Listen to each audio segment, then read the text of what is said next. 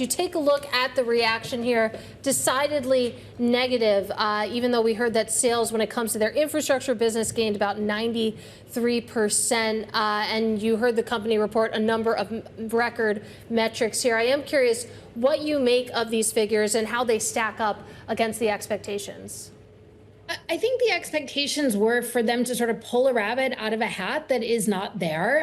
I don't think these are terrible results so far. We'll see in the overnight and into tomorrow. But I think the reality is that this is a company that the 5-year, when you pull back, it's been a huge ramp up. The 1 year has been pretty muted. This is a company that people got excited about for a while with AI, but the bloom has sort of been off the rose. And I'm not shocked to see people wanting to see real numbers, and then when they're not thrilled with the results, they're selling a bit. And I do wonder, this is something we were just talking about with Rishi Jaluria as well. I mean, how much that could come down to shifting sentiment when it comes to OpenAI. We know that, they have this very close relationship with OpenAI, which is in an arms race of sorts with Anthropic. And certainly recent reporting might suggest that Anthropic has a little bit of a lead here. I mean, do you think that's a fair argument to make? Yeah, I think that OpenAI has been sort of besieged by all sides, and it makes sense that the companies that have grown on the backs of OpenAI's success would also start to kind of diminish in this moment as people realize that OpenAI may not be the winner, that Anthropic and Alphabet are sort of claiming that throne with a lot more authority. And so I'm not shocked to see that sort of wane. I also think Oracle just has a lot on their plate. They have a lot of different businesses. They have a CEO who is very distracted, with his other sort of side quest in the media business. And so I'm not shocked to see that people just aren't that excited about this name right now. Well, I am curious, about what names people are getting excited about. And let's just exclude the big one that we know everyone's going to be excited about in about 24 to 48 hours. But there's also a lot of other companies underneath the surface, both potentially going public and even a couple that are in the public space. Sarah, has the AI trade effectively already evolved and moved on?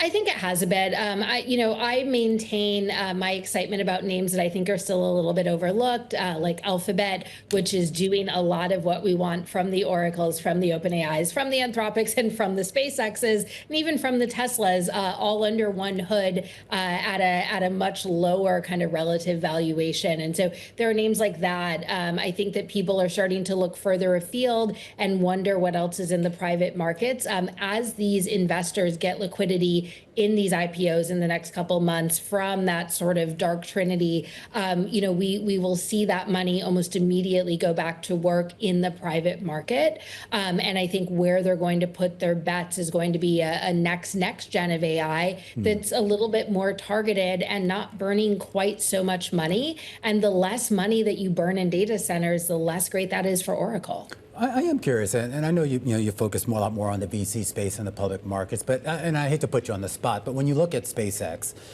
coming to market, which is pretty much positioning itself as an AI company rather than a space launch Starlink company, would you buy into that? No. I mean, the reality is that if they were going to figure out AI, I think they would have done it by now. They have access to great engineers, many of whom have left.